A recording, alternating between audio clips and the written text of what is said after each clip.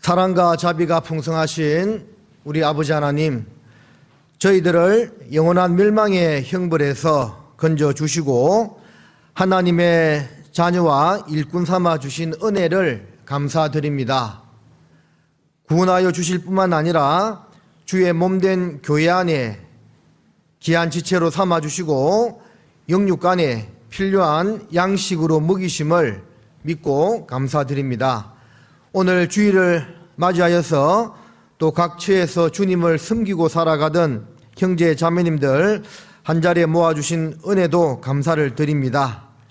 우리 주 성령님께서 두루 역사하시는 가운데 말씀을 전하는 자의 입술과 듣는 각 사람의 마음을 주장하여 주시어서 하나님 말씀이 온전하게 전해지고 그 말씀이 각 사람의 심령에 심기어져서 그 삶의 변화로 나타날 수 있도록 허락하여 주시옵소서. 여러 가지 형편으로 함께하지 못한 지체들 있다면 어디에 있든지 보살펴 주시고 세상 제약 가운데 빠지지 않도록 지켜주시고 다음 모임에는 꼭 참석할 수 있도록 인도해 주시기를 간구합니다. 고개 숙여 기도하는 주의 사랑하는 지체들 중에서 시험과 고난과 육신의 질병과 경제적인 어려움을 겪고 있는 분들 있다면 모든 형편을 아시는 아버지 하나님께서 말씀으로 위로하여 주시고 권능의 오른손으로 붙들어 주시기를 바랍니다. 전해지는 말씀을 통하여 또 은혜 받고 힘 얻기를 주님 앞에 간구합니다. 말씀의 지종을 전능하신 하나님께만 부탁드리며 예수님의 이름으로 기도드립니다. 아멘. 고린도 전서 3장을 찾으시겠습니다.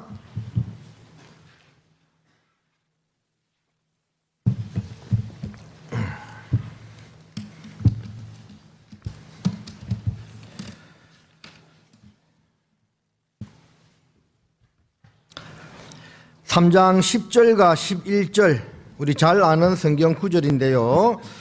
3장 10절 11절 두 구절 말씀만 같이 읽겠습니다. 내게 주신 하나님의 은혜를 따라 내가 지혜로운 건축자와 같이 터를 닦아두매 다른 이가 그 위에 세우나 각각 어떻게 그 위에 세우기를 조심할지니라. 이 닦아둔 것 외에 능히 다른 터를 닦아둘 자가 없으니 이 터는 곧 예수 그리스도라. 안녕하십니까? 예. 제가 구미교회 소식은 많이 들었는데요. 이렇게 설교로 오기는 처음입니다. 만나 뵙게 되어서 반갑고요. 또 이 구미 지역의 중심 교회로 이게 경북 동북권인가요? 서북권? 서북권 뭐 어쨌든 뭐 상관없습니다. 그 근역의 중심 교회로 역할을 잘 담당하고 있다고 들었습니다. 나주하면 뭐 생각나는 거 있지요? 뭐가 생각납니까? 배 또 나주 곰탕 또 생각나는 게 있습니까? 제가 저도 이제 올해 발령 받아서 나주에 갔는데요. 한 세 가지가 유명해요. 여러분 말씀하신 것처럼 배가 유명하고 나주 곰탕도 유명하고 또 경상도 분들은 잘 안 드실 수 있는데 홍어가 유명해요. 홍어. 그래서 전 세계에 홍어가 10만 톤이 잡힌대요. 전 세계 1년 동안 잡히는 홍어 양이 10만 톤인데 그 중에 1만 톤은 공업용 사료로 쓰이고 9만 톤을 먹는데 그 홍어를 먹는 나라는 우리나라밖에 없답니다. 그런데 그 우리나라로 들어오는 잡히는 홍어의 이제 전 세계 홍어, 홍도를 흑산도 포함해가지고 잡히는 홍어의 절반이 저희 나주교회가 있는 영산포에서 가공이 됩니다. 그래서 교회당 주변에 홍어 공장들이 많아요. 그래서 거기서 전 세계 홍어의 절반이 다 가공되어서 전국으로 다 나갑니다. 잡사 보셨어요, 홍어? 홍어 잘 안 드시더라고. 저도 전도인 되고 고향이 경남 마산인데요. 전도인 되고 강주 가서 처음으로 홍어를 먹었습니다. 예, 처음에는 도대체 이걸 도대체 왜 먹는지 모르겠다 그랬는데 이 몇 번 먹다 보니까 맛있어요. 그 톡 쏘는 좀 삭으면서 톡 쏘는 그 독특한 맛이 있는데 지금은 너무 즐겨 먹는 그런 기호식품이 되었습니다. 기회 되면 한번 잡숴보세요. 그래서 이제 저희 나주는 그리 큰 도시는 아닙니다. 인구 한 12만 정도 되는 도시인데 나주에 구도심이 있고 그리고 저희 교회당이 있는 영산포 거기는 좀 면 단위의 그런 시골 같은 지역이고요. 그리고 강주 전남 혁신도시가 나주에 있습니다. 16개 공기업 본사가 들어와 있는데요. 그래서 그쪽이 계속 이제 발전이 되고 있어가지고 저희도 지금 있는 교회당에서 오래 있었기 때문에 좀 전도의 한계를 느끼고 건축하기 위해서 그쪽 혁신도시의 땅을 이번에 사게 되었습니다. 그래서 내년에 이제 건축 들어갈 예정에 있는데요. 우리가 전국에서 다 하나의 같은 교회이기 때문에 나주교회 생각이 나면 한번 나주교회 건축과 부흥을 위해서 기도 꼭 해주시기를 부탁드리겠습니다. 자, 오늘은 설교 제목을 우리 교회 좋은 교회 한번 잡아봤습니다. 우리 안에 안 좋은 교회 있습니까? 다 좋은 교회죠. 예, 좋은 교회 맞지요? 자, 그 중에 구미교회 더 좋은 교회 맞지요? 근데 이제 좋은 교회는 맞는데, 더 좋은 교회가 되려면, 우리 교회 좋은 교회지만, 더 하나님 앞에 합당하고, 복음이 더 잘 전해지는 교회가 되려면, 어떻게 해야 되는지를 몇 가지 생각해 보려고 합니다. 구미교회 이 교회 표대 말씀이 디모데전서 4장 15절 말씀이네요. 맞지요?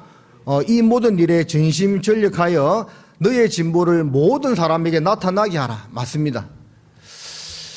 하나님이 정말 중요한 것은 공짜로 주지요. 우리가 마시는 공기, 물 공짜로 제공해 줍니다. 가장 중요한 내 영혼의 구원도 공짜로 줍니다. 자, 그런데 구원받은 이후에 우리의 삶은 물론 주님의 도우심이 없이는 되진 않습니다. 자, 구원받기 전에도 오로지 100% 주님의 도우심으로 구원을 받았습니다. 그리고 구원받은 이후에도 주님의 도우심이 없이는 우리가 신앙생활을 하기는 어렵습니다. 그런데 구원받은 이후에는 뭔가 우리 편에서 할 일이 있습니다. 맞지요? 죽은 지 나흘 된 나사로를 살릴 때 모습을 보면 무덤을 막았던 돌을 옮겨 놓으라고 했죠. 돌을 옮겨 놓고 또 죽은 나사로가 살아났고 예수님께서 풀어놓아 다니게 하라고 했습니다. 그러니까 죽은 사람을 살리는 예수님의 능력으로 볼 때 그 돌 옮기는 것, 나사로의 몸을 감고 있던 붕대를 푸는 것은 아무 일도 아닙니다. 그런데 그것은 사람이 시켰거든요. 그래서 하나님의 능력으로 이루어지지만 우리가 해야 될 일도 있다는 것을 알려주고 있는 겁니다. 해서 결국 교회의 존재의 목적은 더 많은 사람들을 구원시킴으로 말미암아 하나님께 영광을 돌리는 일인데, 자, 그렇게 되려면 우리 교회가 마땅히 좋은 교회가 되어야 되고 그 교회가 더욱더 그러한 모습으로 나아가야 한다라는 겁니다. 이런 교회가 있습니다. 그 교회가요, 분위기가 정말 좋아요.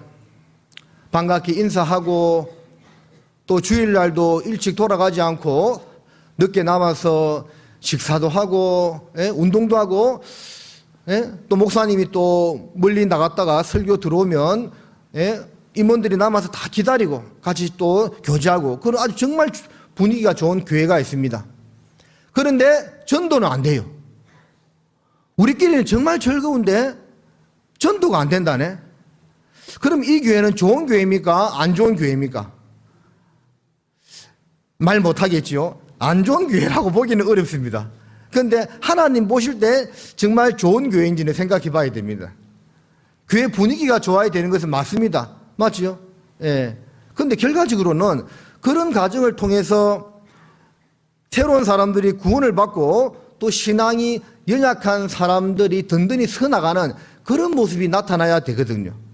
이 두 가지가 잘 되어야 된다 그 말입니다. 우리끼리는 좋은데, 예? 뭐 세상에 그런 말 있잖아요. 그들만의 리그라고. 우리끼리는 참 분위기 좋은데 전도는 안 돼. 그러면 이게 잘못된 겁니다. 그래서 우리도 좋아야 되지만 내적으로도 좋아야 되지만 외부적으로도 구원받음으로 하나님께 영광을 돌리는 모습. 예? 너희가 서로 사랑하면 이로써 모든 사람들이 너희가 내 제자인 줄 안다고 했죠. 그 말씀은 너희가 내 제자인 줄 알고 끝나는 것이 아니고 우리 가운데 참여하게 된다라는 겁니다. 내적으로나 외적으로나 그러한 성장이 있어야 한다라는 겁니다. 그래서 전국에 있는 우리 대한예수교 침례 안에 있는 모든 교회가 틀림없이 좋은 교회입니다. 우리 교회 좋은 교회입니다. 구미교회는 말할 필요도 없습니다. 제가 소문 들었다고 했잖아요. 예? 이게 아주 복음도 잘 전해지고 활발하다고 그런 이야기를 들었습니다. 그런데 더 좋아지려면 어떻게 해야 되는가? 한번 내적인 조건 세 가지, 외적인 조건 세 가지를 통해서 함께 생각을 해보고자 합니다. 자, 먼저는요. 읽은 말씀처럼 예수 그리스도가 교회의 터와 주인 되신다는 것을 반드시 믿어야 합니다. 교회는 예수님의 죽음과 부활의 공로를 통해서 탄생하게 된 하나님의 집이고 하나님의 몸이라고 할 수가 있겠죠. 그래서 읽은 말씀처럼 다시 한번 보겠습니다. 내게 주신 하나님의 은혜를 따라 내가 지혜로운 건축자와 같이 터를 닦아두매 다른 이가 그 위에 세우나 그러나 각각 어떻게 그 위에 세우기를 조심할지니라. 자, 지혜로운 건축자와 같이 틀을 닦아두고 그 위에 세운다고 했죠. 근데 조심해서 세워야 된다 그 말입니다. 왜 그러냐면 기초가 잘 돼 있어야 되거든요. 반석 위에 집을 세우느냐 모래 위에 집을 세우느냐 그게 중요한 거죠. 일단은 반석 위에 집을 세워야 되겠죠. 모래 위에 세운 집은 마태복음 7장에 예수님께서 말씀하신 것처럼 바람이 불고 창수가 나면 무너짐이 파괴됨이 심하다고 말씀했습니다. 그러나 반석 위에 세운 집은 끄떡없다고 말씀하고 있죠. 일단은 반석 위에 집을 세워야 한다는 거죠. 근데 그 반석은 누구냐? 11절에 이 닦아둔 것 외에 능히 다른 터를 닦아둘 자가 없으니 이 터는 곧 예수 그리스도라. 그래서 예수님께서 교회의 터가 기초, 주춧돌이 되신다라는 겁니다. 그 위에 이제 건축을 하는 겁니다. 교회도 반석 대신 예수님 위에 건축을 하게 되는 것이고 내 개인의 신앙도 반석 대신 예수님 위에서 쌓아 나가는 거다 그 말입니다. 이것은 우리가 구원받고 나서부터 지금까지 정말 어떤 의미에서는 귀에 못이 박히도록 들은 말씀입니다. 그런데요, 귀에 못이 박히도록 들은 말씀이지만 주님 오시는 그날까지 계속 들어야 되는 말씀이기도 합니다. 왜 그러냐면 가장 기본적이고 가장 중요한 이것이 우리 신앙 가운데 딱 뿌리 내리 있지 않으면 이게 이제 신앙생활이 잘 안 되는 거예요. 한때는 함께 모여서 형제 자매라 교제하면서 즐겁게 지내던 사람들이 이단 교리에 빠지거나 어떤 교회적인 문제 또는 개인적인 문제로 인해서 교회를 떠나는 사람들도 가끔씩은 있습니다. 그런데 그런 분들의 모습을 제가 한번 곰곰이 한번 살펴봤습니다. 왜 떠날까? 여러 가지 이유가 있겠지만 이 교회의 터와 반석, 주인 되신 분이 예수님이라는 것을 정확하게 인정하고 있지 못한 것 같아요. 그것을 알면 어떤 문제가 생겨도 잠시 힘들어하고 어려울 수는 있겠지만 교회를 떠나지는 않거든요. 자, 그 뒤에 나와 있는 골로새서 2장을 잠깐 보겠습니다.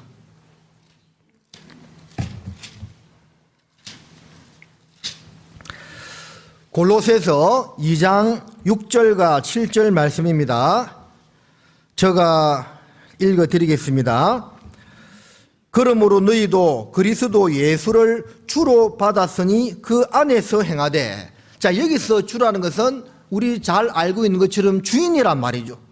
그리스도 예수를 주인으로 받았으니 예수님을 주인으로 인정하고 그 가운데서 행하라, 신앙생활을 해라, 그 말입니다. 자, 그렇게 하는 사람이 7절에 있는 말씀처럼 그 안에 뿌리를 박으며 세움을 입어. 자, 어디다 뿌리를 박는다는 말일까요? 교회 가운데 깊이 뿌리를 내리고 신앙생활을 한다, 그 말입니다. 어떤 사람이 예수 그리스도가 내 영혼을 건져주신 구세주일 뿐만 아니라 내 몸과 마음 모든 것을 가진 재능, 물질까지 모든 것을 다 사신 분이 주님이고 또 구원받은 성도들의 모임이 이 교회잖아요. 이 교회의 머리 되신 분이 주님이라는 것. 자, 그것을 정확하게 인정하고 살아가는 사람은 신앙생활에 크고 작은 어려움을 겪는다 하더라도 내 개인적인 어떤 문제가 생긴다 하더라도 이 신앙이요 흔들리지 않는 겁니다. 자, 요한계시록 1장도 잠깐 가보겠습니다. 그게 7개 교회에 보내는 편지에 이런 말씀이 있지요. 2장 1절 말씀을 보면 에베소 교회의 사자에게 편지하기를 오른손에 7별을 붙잡고 7 금촛대 사이에 다니시는 이가 가라사대. 자, 예수 그리스도를 7교회에 보내는 편지에 다 소개하고 있습니다. 에베소 교회에서는 이런 모습, 스무나 교회는 이런 모습, 버가모 교회는 이런 모습. 그래서 7개 교회에 보내는 편지에 주님을 다양하게 소개하고 있는데 첫 번째 보내는 에베소 교회에 당신을 소개하기를, 첫 번째니까 더 중요하고 의미가 있겠죠. 그럼 뭐라고 말씀하고 있습니까? 오른손에 7별을 붙잡고 7 금촛대 사이에 다니시는 이가 예수님이라고 소개하고 있습니다. 자, 이 말씀도 성경을 공부하거나 설교를 잘 들으신 분들은 뭔지 잘 알 거라고 생각합니다. 그러면 우리 대사발 해볼까요? 여기 나와 있는 7 금촛대 사이에 다니시는 분이라고 했는데 7 금촛대가 뭐예요? 마스크 쓰면 답니까? 묵비권 행사 다 알고 있는데 이야기 안 하는 거죠. 바로 이 답이 있잖아요. 20절에 내 본 것은 내 오른손에 7별의 비밀과 7 금촛대라. 7별은 7교회 사자요 7 촛대는 7 교회니라. 자, 7 촛대, 7 금촛대가 뭐라고요? 7 교회라고 되어 있죠. 그러니까 예수님께서는 그 7 교회 사이를 두루두루 왕래하시는 분이다, 그 말씀이죠. 자, 실제 소아시아에 있었던 교회도 맞지만 역사 가운데 나타나는 교회의 모형이죠. 그래서 에베소 교회는 초대 교회, 스무나 교회는 박해시대 교회, 버가모 교회는 이제 기독교가 공인되는 시대, 두아디라 사대, 중세교회 시대, 종교개혁 시대 이렇게 쭉 나가잖아요. 그리고 제일 마지막에 있는 라오디게아 교회는 차지도 아니하고 더럽지도 아니하다. 마지막 시대 교회의 모형으로 그려주고 있습니다. 그러니까 7 금촛대 사이에 다니신다는 이 말씀은 예수님께서 전 교회 역사 시대, 초대 교회부터 마지막 시대 교회까지를 교회 가운데 두루 다니시며 역사하시는 분이다는 그 말씀입니다. 그리고 손에 뭘 붙들고 있다고 했죠? 7별을 붙들고 있다고 했는데 그 7별은 7 교회의 사자라고 말씀하고 있습니다. 사자. 사자가 뭐지요? 라이언. 와, 이 사자입니까? 그거 아니고, 물론 사자는 몇 가지 의미가 있습니다. 소식을 전하는 메신지의 의미도 있지만 여기서는 7 교회의 지도자, 지리자를 말씀하고 있는 겁니다. 그래서 이 교회의 일꾼들, 목회자를 비롯한 앞에서 일하는 일꾼들을 오른손에 깍 붙들고, 그리고 교회 가운데 역사하시는 분이 누구라고요? 예수님이다, 그 말입니다. 그래서 이것을 우리가 편하게 부르는 말로 표현하면 이렇게 말할 수도 있겠죠. 사람은 잘못될 수 있어도 교회는 잘못될 수 없다. 이런 말 들어봤죠. 왜 교회가 잘못될 수 없습니까? 교회는 주님이 머리가 되시고 주님이 두루 역사하시는 곳이기 때문에 사람은 또 잘못될 수 있어도 교회는 잘못될 수가 없다. 그 말입니다. 맞아요? 맞습니다. 그런데 이런 의문을 가지는 분도 있습니다. 그런데 목사님, 어떤 교회는 정말 잘못되기도 하던데요? 잘못되기도 합니다. 자, 우리나라 초창기 기독교의 선교사들, 언더우드 선교사, 아펜젤레 선교사, 이런 분 들어봤죠? 국사책에 나와요. 언더우드는 장로교 선교사고 아펜젤레는 감리교 선교사입니다. 두 사람 다 구원받은 사람입니다. 그러니까 초창기 우리나라에 복음이 들어올 때 장로교, 감리교 복음이 있었습니다. 많은 사람들이 구원을 받았어요. 주기철 목사님 이런 분들이 다 그거 통해서 구원받았잖아요. 그런데 지금은 복음이 거의 변질되고 떠났습니다. 왜 그럴까요? 아무리 하나님이 약속해 주신 말씀이지만 안 믿으면 안 되는 거예요. 예수님께서 우리가 받아야 될 저주와 형벌을 대신 담당하시고 피 흘려서 우리 죄를 완전하게 깨끗이 영원히 다 용서해 놓았지만 안 믿으면 자기 것 안 되잖아요. 맞지요? 그런 것처럼 이 교회도 주님이 머리가 되시고 두루 역사하시기 때문에 교회는 절대 잘못될 수 없다 하는 그런 믿음을 가지고 있으면 절대 잘못될 수 없는 겁니다. 근데 안 믿으니까 잘못될 수도 있는 거예요. 그래서 우리 교회가 더 좋은 교회가 되기 위해서는 주님께서 교회의 기초가 되시고 주인 되신다는 것을 반드시 믿고 신앙생활을 해야 되는 것이고, 이런 것을요 알지만 계속 들어야 됩니다. 왜요? 여러분 전도집회 말씀 계속 듣잖아요. 예?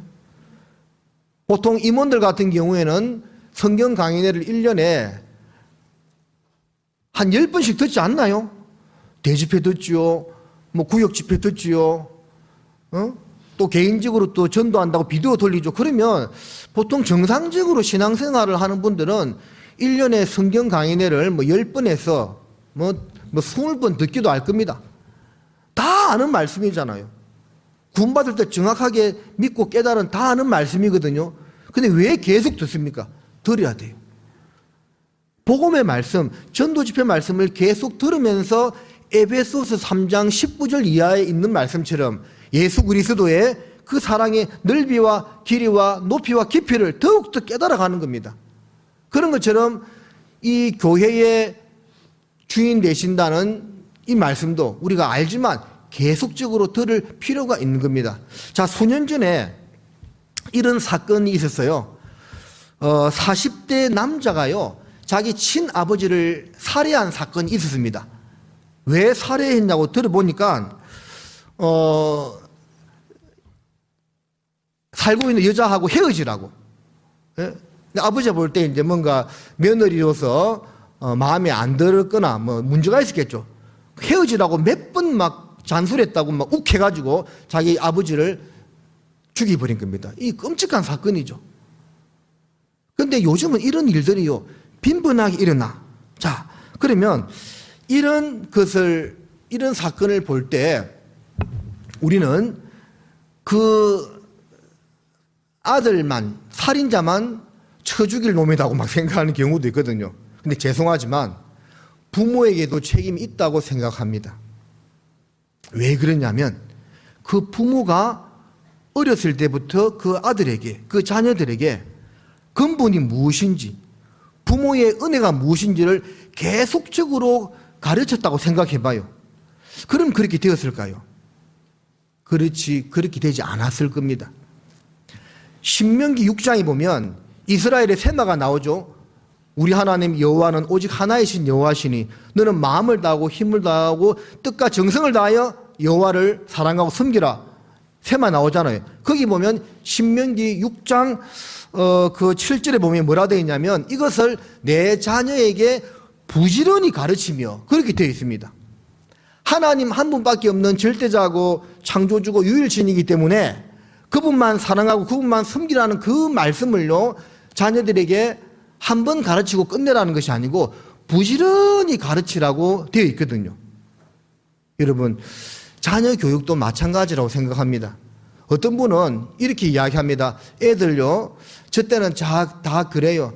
크면 철들면 알아서 합니다. 알아서 절대 안 합니다, 여러분들. 애들 알아서 하던가요? 예? 아이에게는 미련한 것이 얽혔나니 증기하는 채찍이 이를 쫓아낸다고 했죠.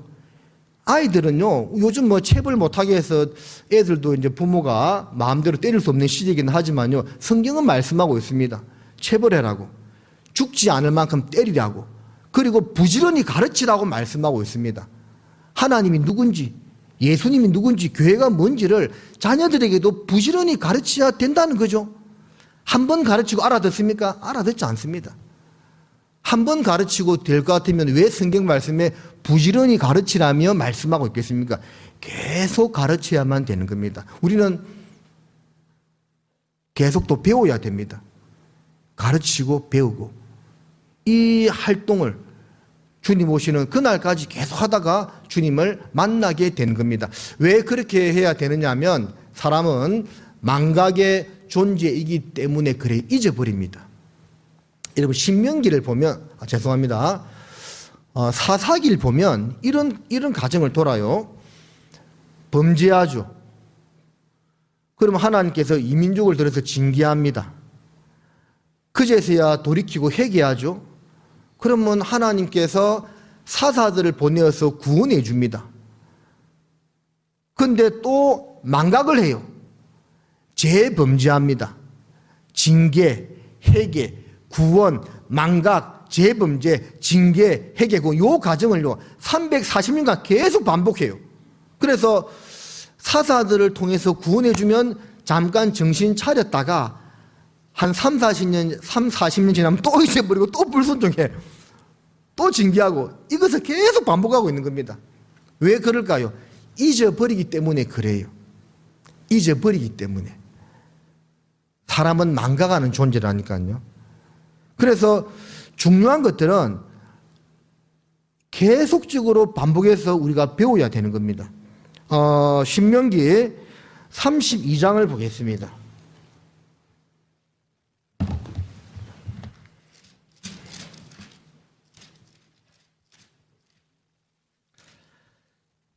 신명기 32장 18절 말씀입니다. 같이 한번 읽어보겠습니다. 너를 낳은 반석은 내가 상관치 아니하고 너를 내신 하나님은 내가 잊었도다. 그러니까 이스라엘이요, 반석 대신 하나님, 그 여호와를 잊어버렸다 되어 있잖아요. 상관치 아니한다, 잊었다. 예? 그 400년 종살이 하던 그들을 그 고난에서 구하여 내시고 홍해 바다를 가르시고 구원해 내시고 낮에는 구름 기둥, 밤에는 불 기둥으로 만나와 메추라기로 먹이고 입히던 40년간 내 발이 부르트지 아니하였다고 했는데 내 신이 헤어지지 아니하고 내 옷이 낡아지지 아니하고 잊어버리는 겁니다. 잊어버린다니까요. 그래서 계속적으로 반복해야 된다는 겁니다. 이 신명기 말씀은 결국은 다시 말씀하는 거죠. 예? 신명기 말씀은 뭐 그전에 안 했던 말씀을 하는 것이 아니고 모세가 40년 강야 생활 하면서 하나님께 말씀을 받고 백성들을 가르친 그 내용을 모압 평지에서 다 모아놓고 다시 고별 설교를 하고 있는 겁니다. 다시 반복하고 있는 거죠. 왜 그렇게 하겠습니까? 잊어버리기 때문에. 신명기 15장도 보겠습니다. 신명기 15장 15절 말씀을 보면 이렇게 되어 있습니다. 너는 애굽 땅에서 종되었던 것과 내 하나님 여호와께서 너를 속하셨음을 뭐라고요? 기억하라. 그를 인하여 내가 오늘날 이같이 내게 명하노라. 그 하나님께서 기억하라고 했어요. 애굽 땅에서 종되었던가 내 하나님 여호와께서 너를 속하셨음을, 거기서 구원하여 주었음을 기억하라. 잊지 마라, 그 말입니다. 근데 이렇게 엄청난 사건을 이스라엘이 잊을 수 있을까요? 잊을 수가 없지요. 근데 왜 기억하라고 이렇게 말씀하고 있겠습니까? 여기는 지식적으로 우리가 400년 종살이야 된 거기서 하나님이 우리를 구원해 주었지, 그거를 잊어버린다는 의미라기보다는 마음속 깊이 새기는 것, 그리고 그 은혜에 보답하는 생활을 해야 될 것을 기억하라, 그 말입니다. 그러니까 우리도 구원받아서 이미 마음에 새겨진 내용이지만 예수님의 죽음과 부활, 하나님의 본체로서 이 땅에 내려오셔서 낮고 천한 땅에 연약한 육신의 몸을 입고 오셔서 우리를 위해서, 나를 위하여 어떤 큰 일 행하신 것을 우리가 기억해야 되는 겁니다. 근데 구원받은 사람 잊어버린 사람 어디 있냐고요? 하나님 근데 기억하라거든요. 무슨 말입니까? 자꾸 마음에 새기는 신앙이 되어야 한다라는 겁니다. 자, 신명기 24장도 보십니다. 24장 18절. 신명기 24장 18절 말씀 또 같이 읽겠습니다. 너는 애굽에서 종이 되었던 일과 내 하나님 여호와께서 너를 거기서 속량하신 것을 기억하라. 이러므로 내가 내게 이 일을 행하라 명하노라. 이 신명기 15장과 같은 말씀이죠. 종 되었던 건가 거기서 구속하신 것, 속량하신 것을 뭐하라고요? 기억하라. 잊지 마라, 그 말입니다. 삶 가운데서 잊지 말라는 겁니다. 빌립보서 1장 5절이죠. 첫날부터 이제까지 너희가 복음에서 교제함을 인함이라고 되어 있죠. 우리의 신앙생활도 특별한 것이 아닙니다. 물론 특별하지만 어렵지 않다는 그런 의미에서 특별하지 않다는 겁니다. 내가 어떻게 구원받았다는 것, 하나님이 얼마나 나를 사랑하셨다는 것, 그것을 자꾸 기억하고 그 복음에서 교제하는 것, 그게 신앙생활입니다. 그래서 우리 교회의 특징이죠.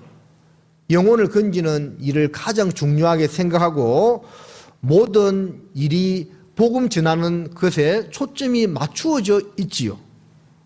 지극히 성경적으로 우리는 교제하고 있는 겁니다. 그래서 더욱더 우리가 좋은 교회가 되려면 주님께서 우리에게 베푸신 일, 그리고 주님이 반석과 기초, 그리고 주인 되신다는 사실을 자꾸만 마음에 새기고 잊지 않고 살아가는 겁니다. 자, 그렇게 이제 살아가는 사람은 잠언 3장 6절에 있는 말씀처럼 너는 범사의 그를 인정하라. 그리하면 그가 너를 지도하시리라는 말씀처럼 매 순간마다 모든 일에 항상 주님을 인정하는 삶이 되는 겁니다. 골로새서 3장 16절에도 말에나 일에나 다 주 예수의 이름으로 하고, 우리 참 그게 서툴어요. 그죠? 그 일반 교회 다니는 사람들은 뭐 해도 아이고 우리 주님 덕분에 하나님 은혜 때문에 그런 말 많이 하죠. 우리는 그런 말을 좀 인색해. 예? 근데 그거 할 필요가 있습니다. 세상에 그런 말 있죠. 종은 울릴 때까지 종이 아니고, 노래는 불리어질 때까지 노래가 아니고, 사랑은 표현될 때까지는 사랑이 아니다고요.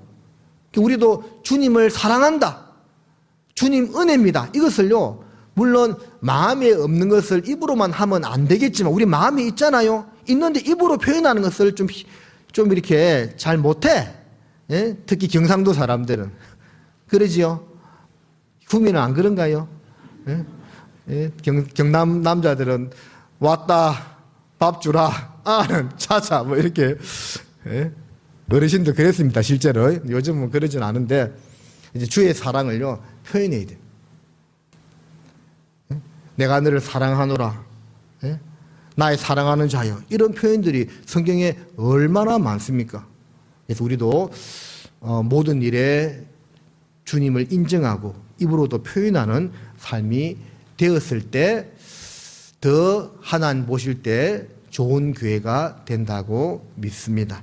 자, 두 번째는요, 영원한 것을 좀 바라보는 신앙이 되어야 됩니다. 하나님이 눈에 보이지 않기 때문에 우리가 삶 가운데에서는 눈에 보이지 않는 하나님을 잊어버리고 살 때가 참 많은 것 같아요.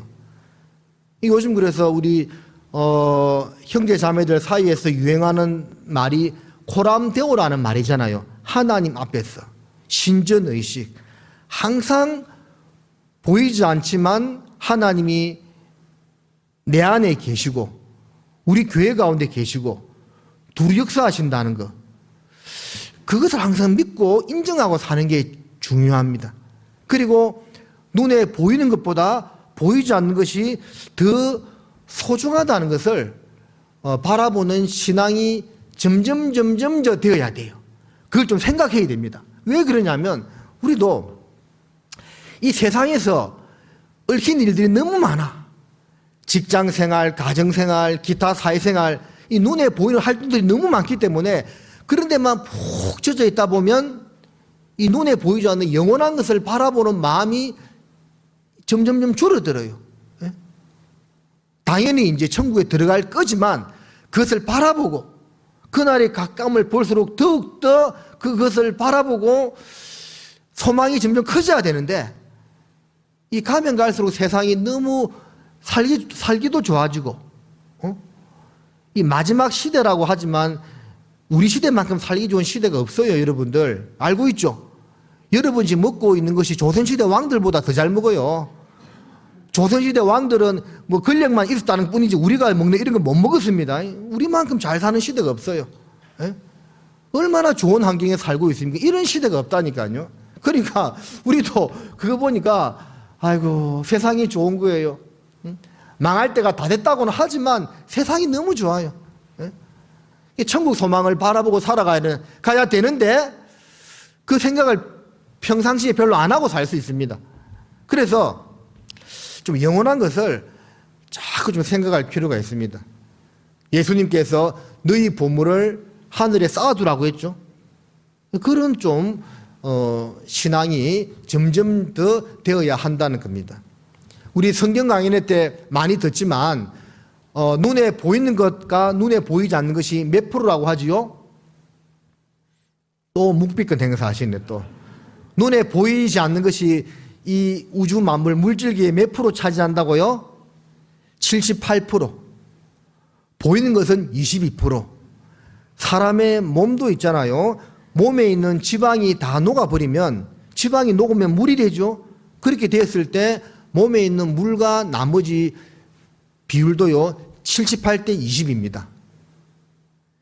지구상에 있는 빙산 빙하가 다 녹았을 때 물과 나머지가 차지하는 비율도 78대 20입니다.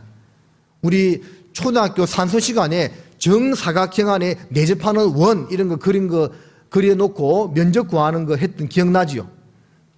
공부 안 하셨구만요. 그러면 그 정사각형 안에 들어가 있는 원의 면적이 78이고 나머지 네 짜투리가 20입니다. 또 어떤 경제학자가 이것을 수년 전에 밝혀내었는데 전 세계 돈의 78%를 22%의 사람이 가지고 있대요. 22% 남은 돈을 전 세계 78%가 나누어 쓰고 있는 겁니다. 그게 부의 양극화가 더 심화되는 거죠. 그거를 밝혀냈어요. 그러니까 이게 78대 22 법칙이요. 적용이 많이 되고 있는 겁니다. 어쨌든 보이지 않는 것이 78%인데 그게 더 중요한 겁니다. 그것을 바라보는 신앙을 가져야 한다라는 겁니다. 보이지 않는 하나님, 보이지 않는 우리의 마음, 보이지 않는 사랑, 양심, 더 중요하잖아요. 천국이 결국 우리가 들어가지만 이 땅에서는 볼 수가 없잖아요. 보이지 않는 천국. 그게 보이지 않는 것이 훨씬 중요하거든요. 그것을 바라볼 수 있는 신앙심을 가져야만 됩니다. 영원한 것을 바라보는 신앙. 그 영원한 것을 바라보는 신앙을 가져야만 우리 마음이 넓어집니다. 왜 그러냐면 내가 이 땅에서 조금 손해보고 조금 어려움을 당한다 하더라도 그렇지 나는 영원한 천국이 있지. 그 영원한 천국에서 내 상급이 더 쌓이는구나. 그것을 생각하기 때문에 이 마음이 넓어져서 조금 뭐 손해를 본다 하더라도 포용할 수 있는 마음이 생기거든요. 그런데 영원한 것을 바라보지 못하면 이 땅의 것이 보이기 때문에 이 마음이 좁아져요. 예? 조금만 뭐 나한테 뭐 상처를 주는 사람이나 또 물질적 손해를 입힌 일들에 대해서 막 분개하고 막 받아들이지 못하고 그런 것이 영원한 것을 바라보는 마음이 없지는 않겠지만 그게 작아서 그렇다고 생각합니다. 자, 고린도후서 4장을 보겠습니다.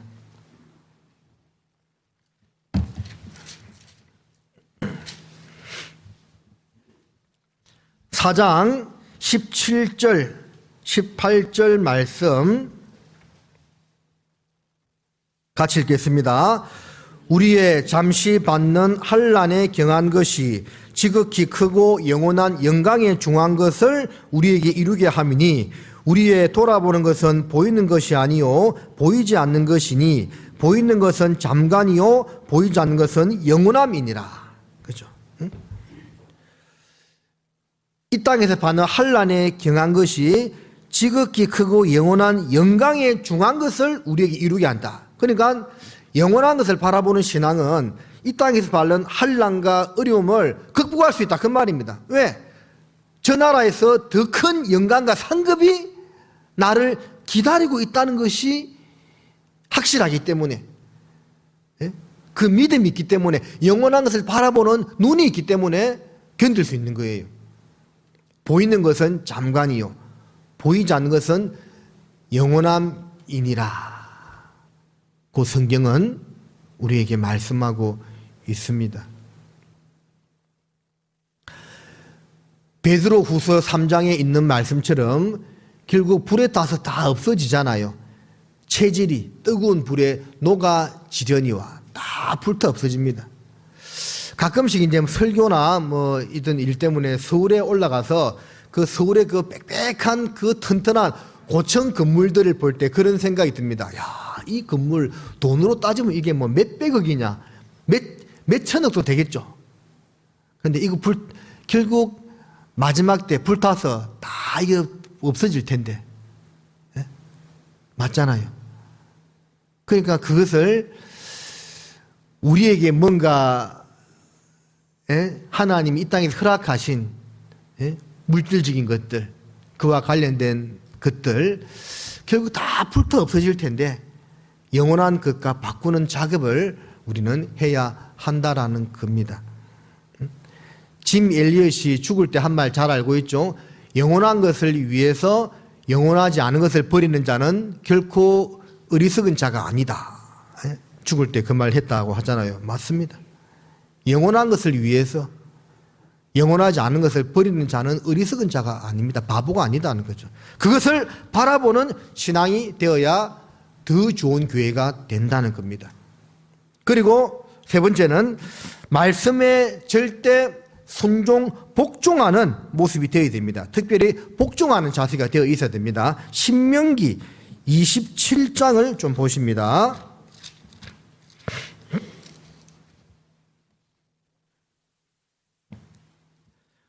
신명기 27장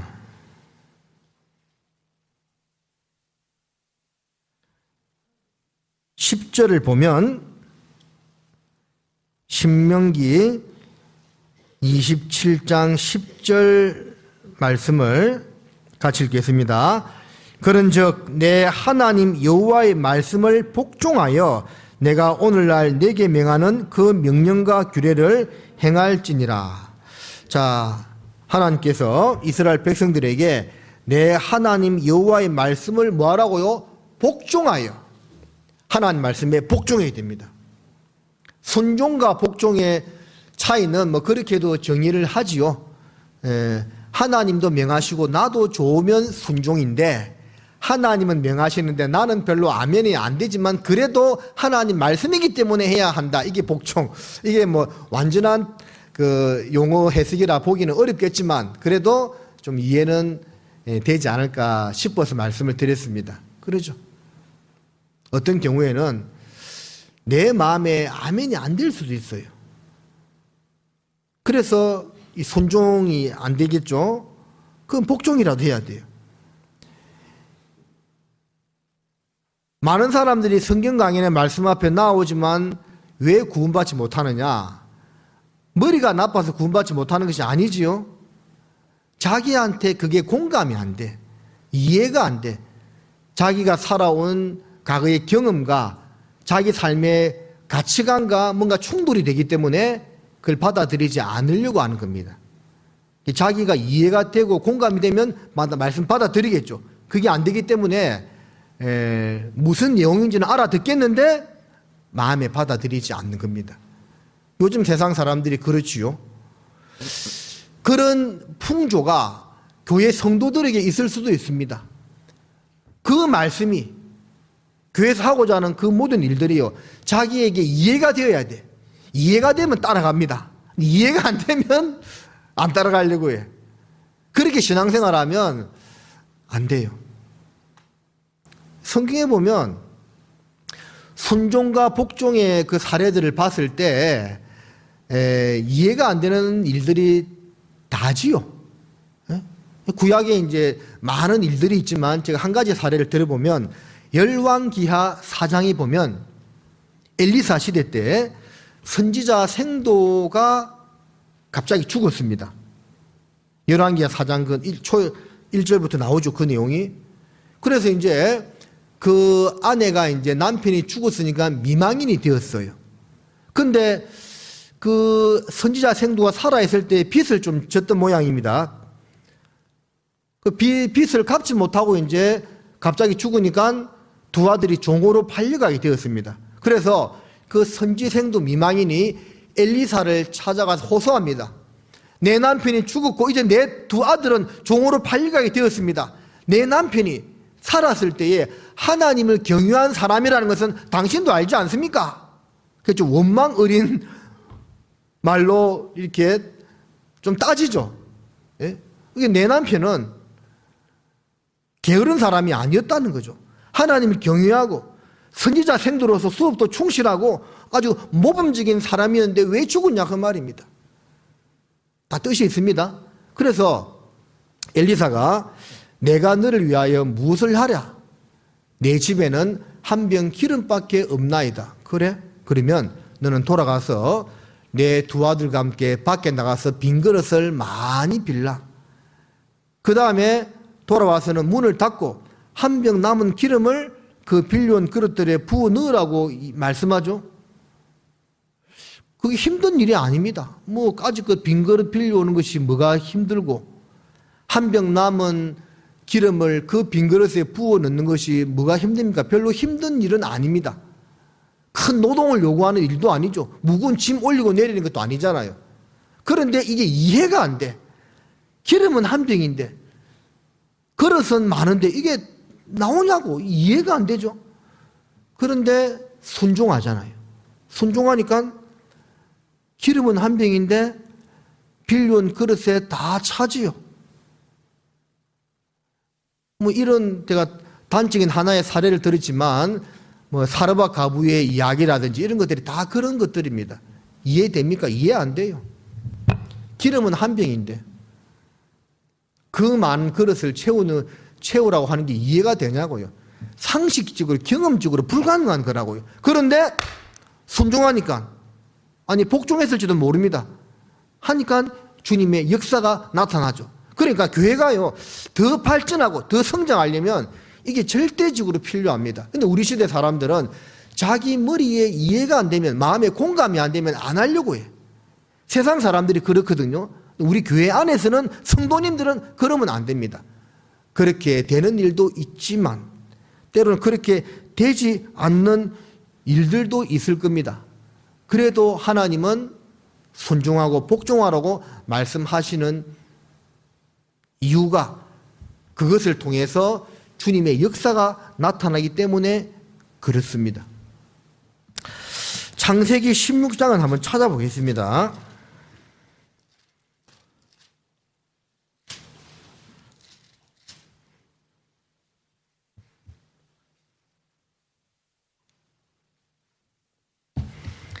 창세기 16장 9절입니다.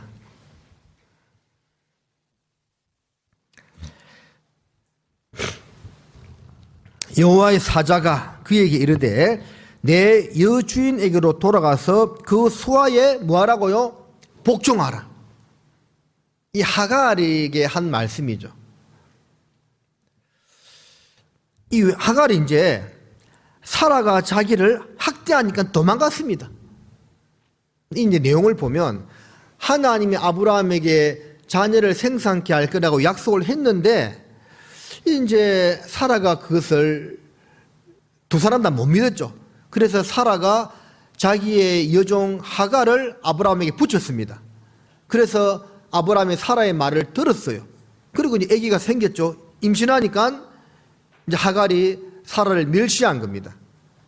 자기가 자초했던 일이지요. 처음부터 안 붙였으면 그런 일이 안 생겼을까 아닙니까? 이제 그래놓고 이제 자기 남편 불러서 이제 원망 다 쏟아 넣습니다. 그러니까 이제 아브라함이 네 하고 싶은 대로 해라 하죠. 그러니까 이제 막 하갈을 학대합니다.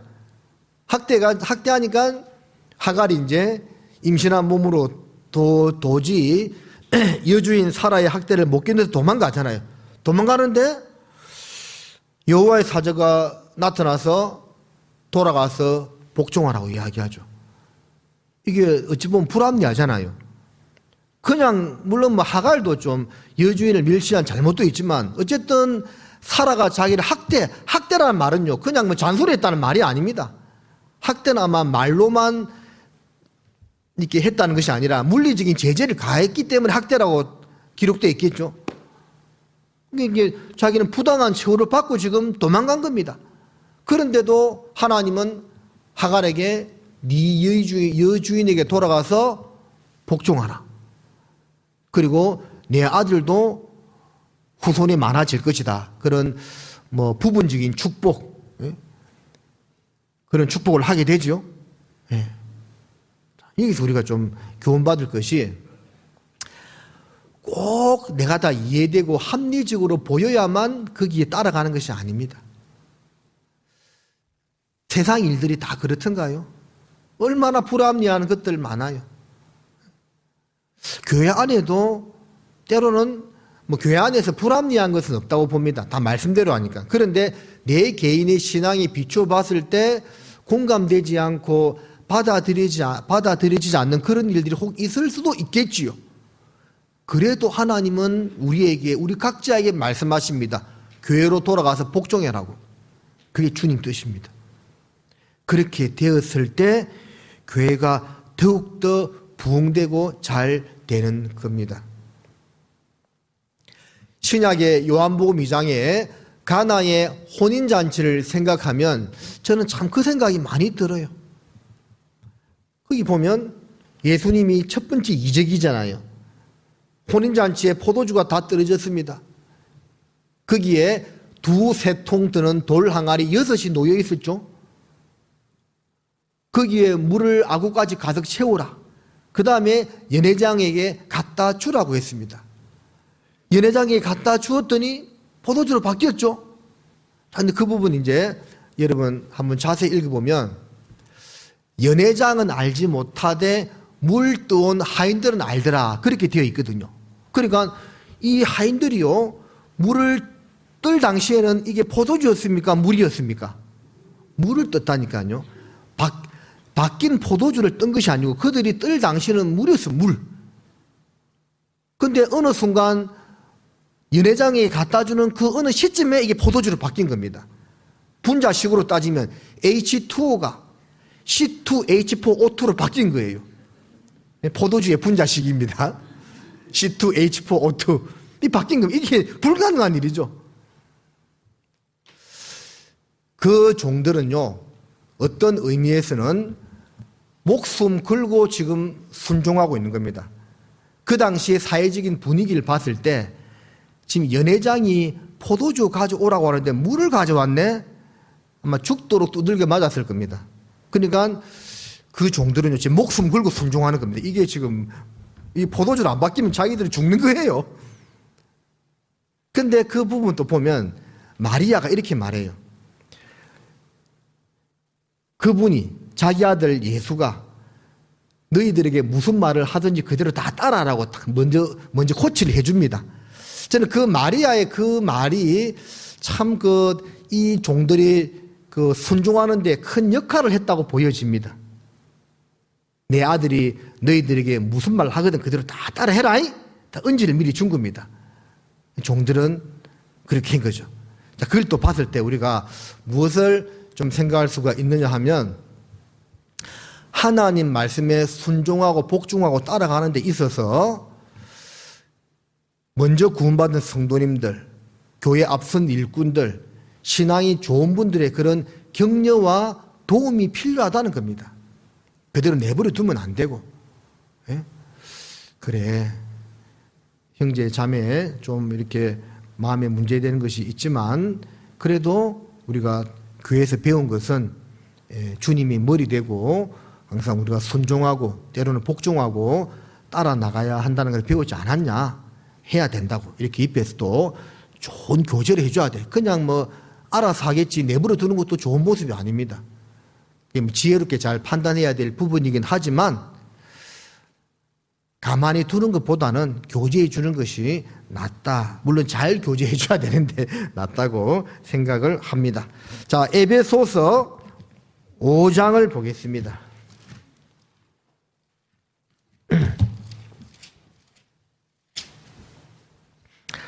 5장 24절 말씀입니다. 같이 읽겠습니다. 그러나 교회가 그리스도에게 하듯 아내들도 범사에 그 남편에게 복종할지니라. 아내가 남편에게 복종하는 것 앞에 먼저 뭡니까? 교회가 그리스도에게 복종해라. 그 말이지요. 그러한 이제 성도님들이 많고 그러한 모습으로 교제할 때 우리 교회는 더 좋은 교회가 되는 겁니다. 우리 형제님들은 군대 현역으로 갔다 오신 형제님들은 그런 거 많이 좀 생각했을 겁니다. 저도 공병으로 갔다 왔는데요. 요즘은 그렇게 하지 않을 건데 옛날에는 일 없으면요 병사들 데리고 나와서 그냥 땅 파는 거 시킵니다. 종일 땅 파기 합니다. 다 파면 뭐 하는 줄 알아요? 다시 메꾸라고 해요. 한장하겠는데 메꿀 땅을 도대체 왜 팔았냐고. 진짜 옛날에 그랬다니까요. 아침부터 땅을 파라고 해요. 종일 팝니다. 해질째 되면 다시 메꾸라고 해요. 그게 그날 일이라. 그럼 어차피 이거 메꿀 땅을 왜 그럼 파라고 하느냐? 왜 하는 줄 아십니까? 그렇게 해야만 밤에 구타사고 저변 문제를 하는데 그런 문제가 생기지 않는 겁니다. 낮에 피곤하니까 밤에 고참들이 후임들을 안 괴롭히는 거예요. 낮에 몸이 안 피곤하니까 밤에 후임들 막 괴롭히고 때리고 막 그런 일들이 옛날에 군대에서 많았거든요. 그런 것을 방지하기 위해서 낮에 몸을 힘들게 하는 겁니다. 그 깊은 뜻이 있다는 것을 뒤에 알았습니다. 아, 그래서 군대에서 굴기는구나. 다 뜻이 있는 겁니다. 네? 주님께서 하고자 하는 일, 우리가 지금은 다 이해할 수 없어도 고린도전서 13장에 그러나 그때는 지금은 거울로 보는 것 같이 희미하나 그때는 얼굴과 얼굴을 대하여 볼 것이오라는 말씀처럼 그때는 정확하게 알게 될 겁니다. 자, 시간이 많이 지났는데 제가 세 가지는 이제 내적으로 우리가 바뀌어야 될 건 말씀드렸고요. 더 나아져야 될 건 말씀드렸고 나머지 세 가지도 시간 되는 데까지 잠깐씩 말씀드리도록 하겠습니다. 자, 외적으로는요. 뭔가 좀 변화를 받아들이고자 하는 그 자세가 되어 있어야 교회가 더 발전합니다. 변화를 받아들여야 됩니다. 누가복음 5장을 보면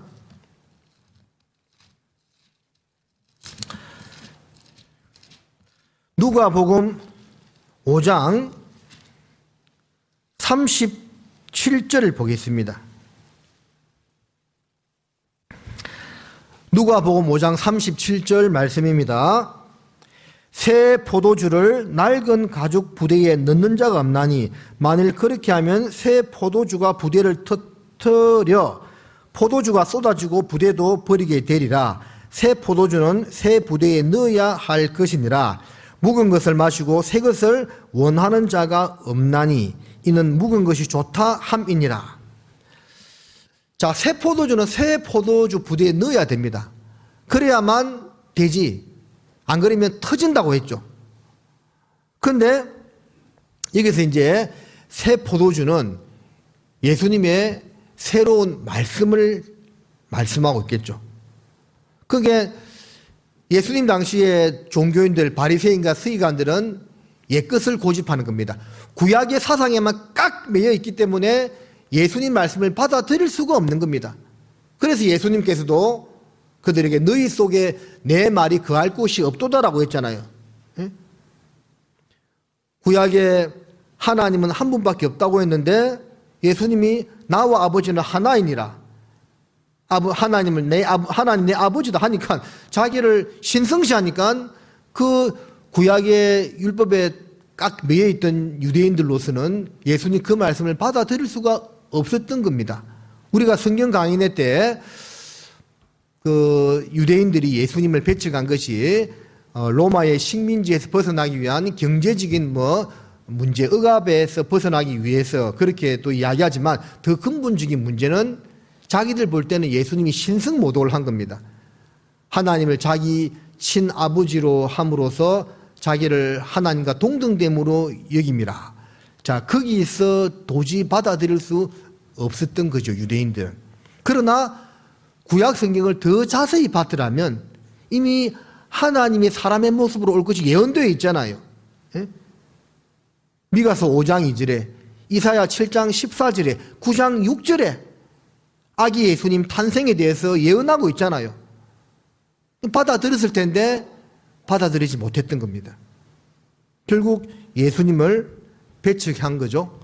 묵은 포도주를 마시고 새 것을 원하는 자가 없나니, 옛것이 좋다 그 말입니다. 새로운 것, 변화를 받아들이기 싫다 그 말입니다.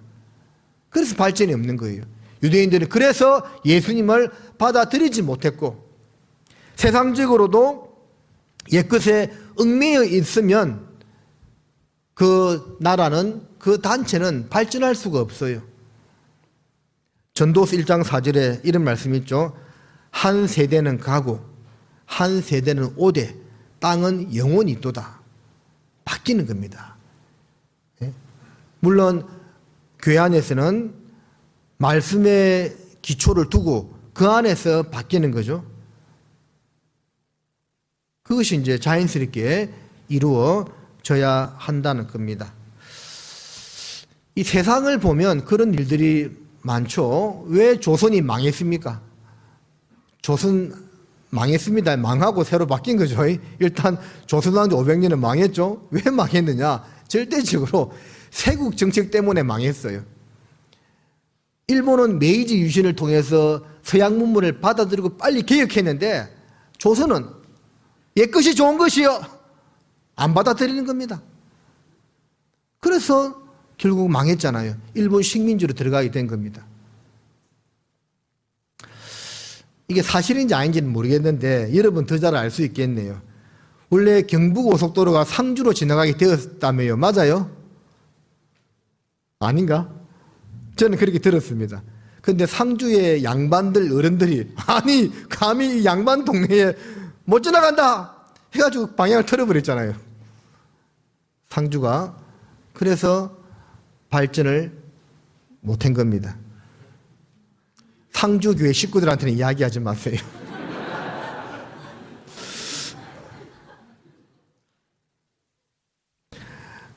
원래 그 제약회사 중에서 보령제약이라고 알죠?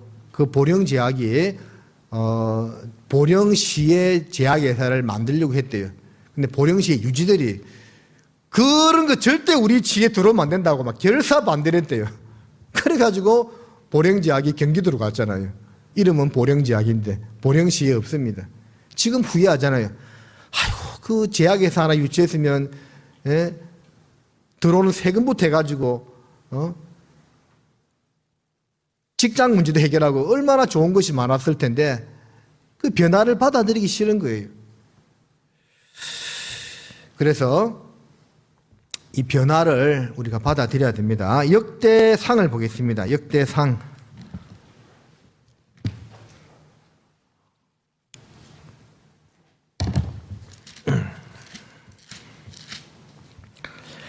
역대상 12장 32절입니다.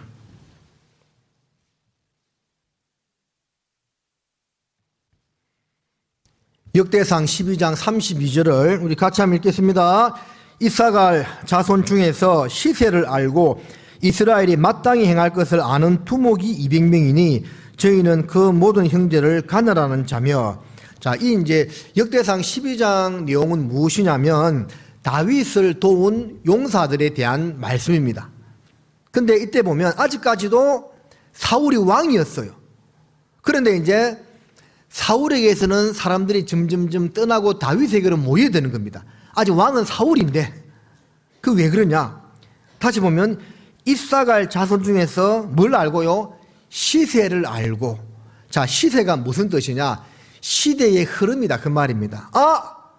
보니까 이제 흐름은 다윗에게로 넘어갔구나. 하나님이 사울을 떠났구나. 그거를 깨달은 겁니다. 그래서 재빠르게 사울을 떠나서 다윗에게 붙어버린 겁니다. 이게 현명한 모습입니다. 시대의 흐름을 알아야 돼요. 네? 그 당시에 보면 이 다 읽어보면요, 베냐민 지파 중에서도 다윗에게로 와버립니다.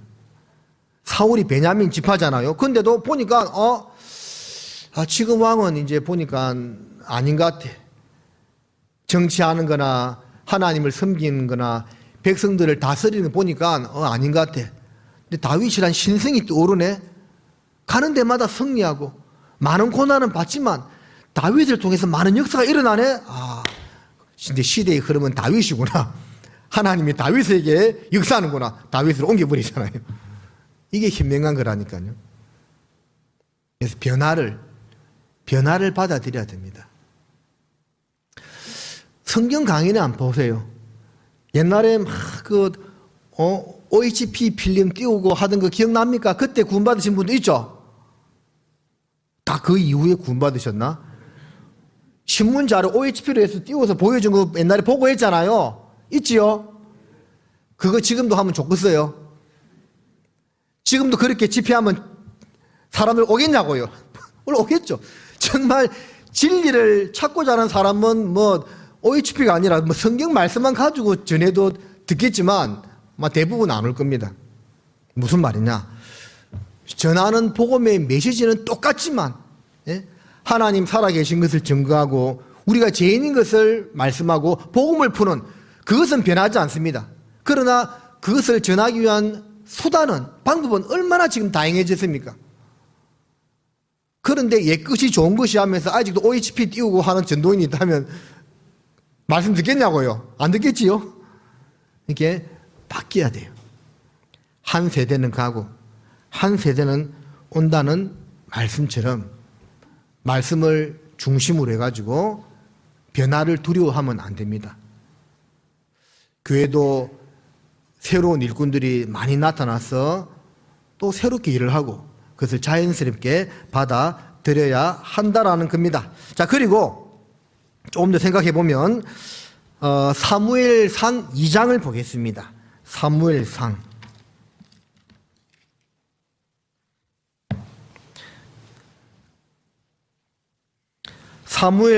2장 30절입니다.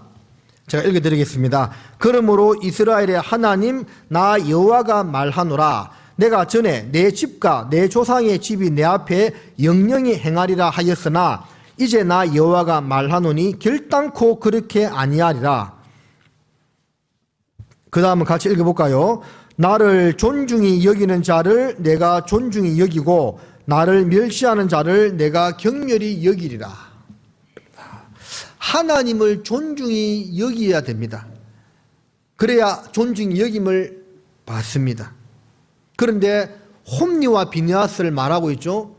원래 엘리 제사장 너 집을 통해서 제사장 가문이 영원히 이어질 거라 했는데 이제는 그렇지 않다.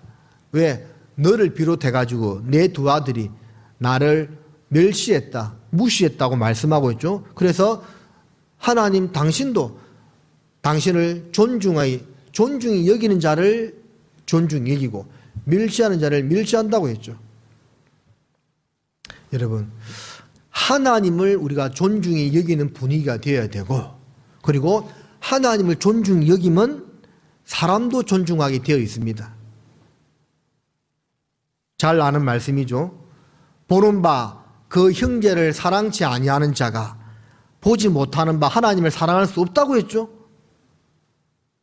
그러니까 하나님 우리가 존중히 여기고 공경한다는 것이 눈에 보이는 지체들을 그렇게 대하는 겁니다. 누가복음 18장에 불의한 재판관에 대한 가부의 원한 맺힌 그 기도에서 그 불의한 재판관을 어떻게 소개하고 있습니까? 하나님을 두려워 아니하고 사람을 무시하는 한 재판관이 있는데 그렇게 되어 있죠. 그러니까 하나님을 두려워 안 하는 사람은 사람을 무시하는 겁니다. 그러니까 이제 사람에게 막 대하고 함부로 말하고 이런 분은 결국은 하나님도 무시한다는 겁니다. 네? 왜? 연결되어 있거든요. 나를 존중히 여기면 사람도 존중히 여기는 겁니다. 그래서 이렇게 더 좋은 교회가 우리가 되려면 서로를 존중해 주는 분위기를 만들어야 됩니다. 빌립보서 2장을 보겠습니다. 신약성경 빌립보서 2장 3절 아무 일에든지 다툼이나 허영으로 하지 말고 오직 겸손한 마음으로 각각 자기보다 남을 낮게 여기고 더 좋은 모습으로 더 나은 사람으로 여기라 그 말이죠. 여길 뿐만 아니라 실천해야 되겠죠. 로마서 12장을 이어서 보겠습니다. 로마서 12장 10절 말씀. 로마서 12장 10절은 우리 같이 읽겠습니다. 형제를 사랑하여 서로 우애하고 존경하기를 서로 먼저 하며. 자, 잘 보세요. 존경하기를 뭐라고 되어 있죠? 서로 먼저 하며. 서로 사랑하고 아껴줘야 되는데 내가 먼저 하고자 하는 마음을 가지고 살아야 된다는 겁니다. 먼저 반갑게 인사하고 친근하게 대하고. 그리스도 예수의 사람들은 정과 욕심을 십자가에 못 박았다 해가지고 정이 없으면 안 됩니다. 그 말씀 오해하면 안 돼요. 여러분들 보통 대답하는데 여러분들 사람이 정이 없으면 돼요 안 돼요? 자, 뭐 정과 욕심을 십자가에 못 박았다 해가지고 정 없는 사람이 되면 안 돼. 그 말씀은 그리스도보다도 주님 일보다도 세상 정을 앞세우지 마라 그 말이지 정이 필요 없다는 말이 아니잖아요. 좀 정이 있어야 돼. 따뜻하게 맞아주고 인사하고. 이 호칭도 좀 바뀌어야 됩니다. 제가 저희 교회에서도 최근에 말씀드렸는데요, 우리가 이렇게 부르는 경우가 많아요. 철수 형제, 영희 자매. 그 맞아요? 틀린 건 아닙니다. 근데 우리 목사님에 대해서 한번 생각해 보겠습니다. 제 이름이 변종민이거든요. 저를 볼 때 종민이 목사님 하면 이상하지 않아요? 이상하죠? 여러분 이완 목사님 보고 요한이 목사님 부를 수 있습니까? 목회자에 대해 생각해 보면 답이 나오죠.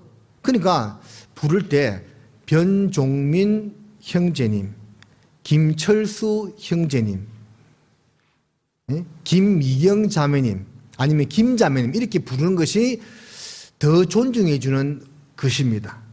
미라 자매, 영희 자매님 친숙해 보이는 것 같지만 사실은 존중해 주는 것은 아닙니다. 그래서 이런 호칭 문제도 우리가 좀 이게 교회에서 그냥 보면 이름으로 많이 불러요. 저희 교회도 좀 그런 것들이 있어가지고 제가 그러지 말자고 한번 말씀을 드렸는데요. 그렇게 좀 바뀔 필요가 있다라고 분명히 생각됩니다. 성가 이름을 함께 불려주고 형제님, 자매님 붙이자. 차라리 성을 부르는 것이 더 아름다운 모습이고 더 존중해주는 모습이다 하는 것. 그걸 생각했으면 좋겠습니다. 그리고 에베소서를 보겠습니다. 에베소서 6장 22절입니다.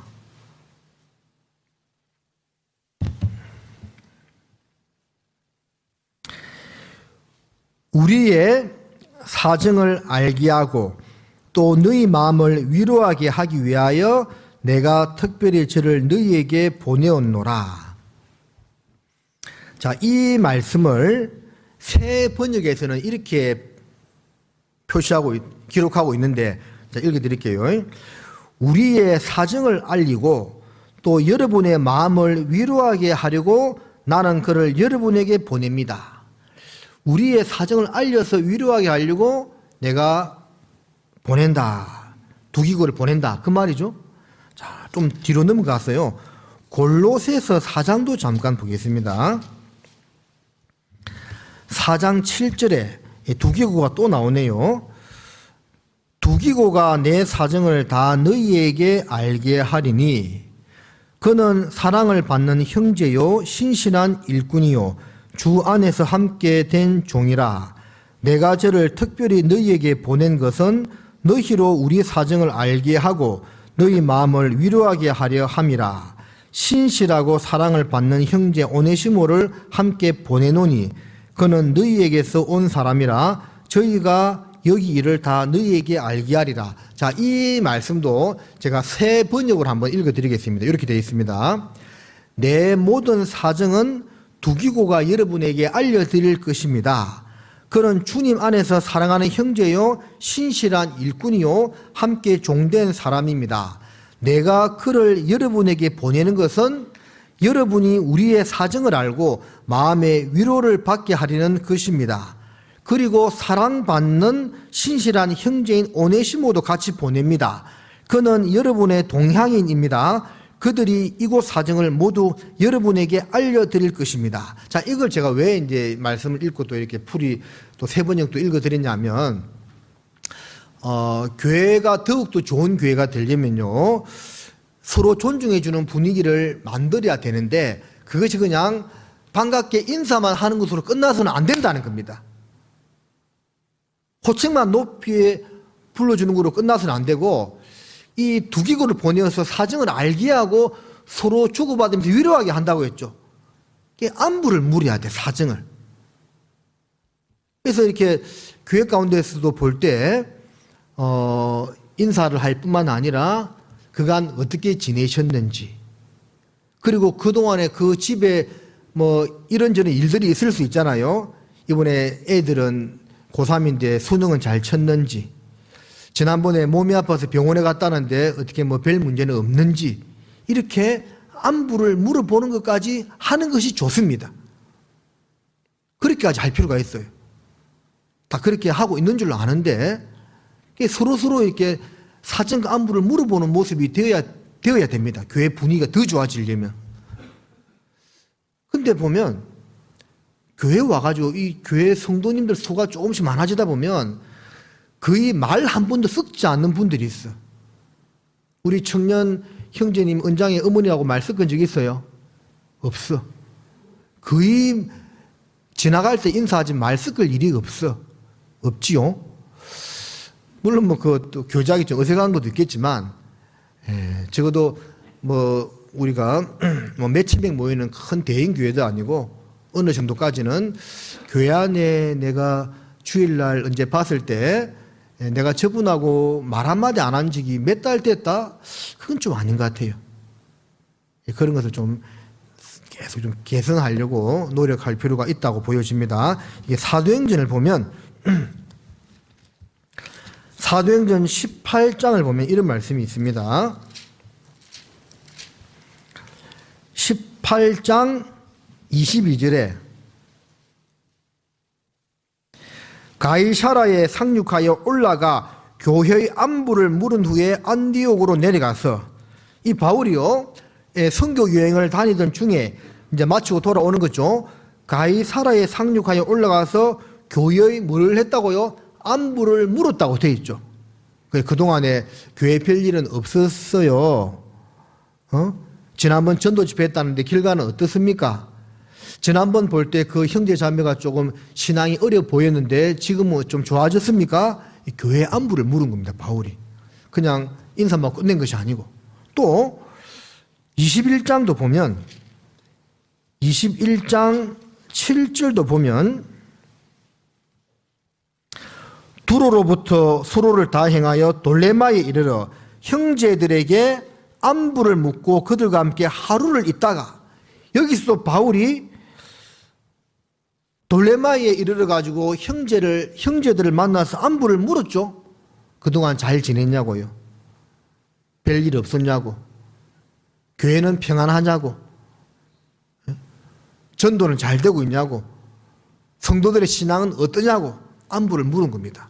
이것이 우리 교회 안에 성도들끼리도 좀 잘 되어야 됩니다. 인사도 하고 안부도 묻고 고난 당하는 자들로 고난 괴로워하고 즐거워하는 자들로 함께 울라 돼 있죠. 제가 암송이 안 돼서 죄송합니다. 함께 해라고 돼 있죠. 함께. 그런 모습이 우리 교회 가운데 더 잘 이루어졌으면 하고요. 자, 마지막 한 가지만 더 생각해 보면 로마서 12장입니다.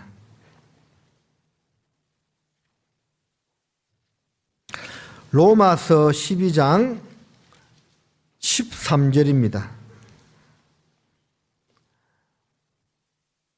같이 읽겠습니다. 성도들의 쓸 것을 공급하며 손 대접하기를 힘써라. 이 손 대접하기를 좀 힘을 써야 된다라고 생각합니다. 요즘은 점점 시대가 좀 개인화 또 가족화 되어가는 경향이 많기 때문에 특히 코로나를 겪으면서 우리가 조금 더 그렇게 되었던 것 같아요. 뭐 부득이한 일이었지만 집에 어떻게 성도들을 초대해서 같이 식사하고 이런 것들이 조금 쉽지는 않은 시대에 살아가기도 합니다. 그래서 조모임 마치고도 집에서 식사 대접보다는 밖에 나와서 먹는 경우도 많고 그런가요? 안 그런가? 어쨌든 그게 참 좀 자연스러운 시대의 변화라고 볼 수가 있는데 어쨌든 성경은 이 부분에서만큼은 손 대접하기를 힘쓰라고 말씀하고 있죠. 성경에 힘을 쓰라는 그런 단어들이 꽤 많이 나와 있습니다. 왜 힘쓰라고 되어 있겠습니까? 이게 그냥은 안 되거든요. 이 성도들을 대접하는 것이 이 마음만 가지고는 안 돼. 실제 시간과 물질의 희생이 들어가야 되거든요. 힘을 안 쓰면 안 되는 겁니다. 히브리서 13장도 잠깐 보겠습니다. 히브리서 13장 1절입니다.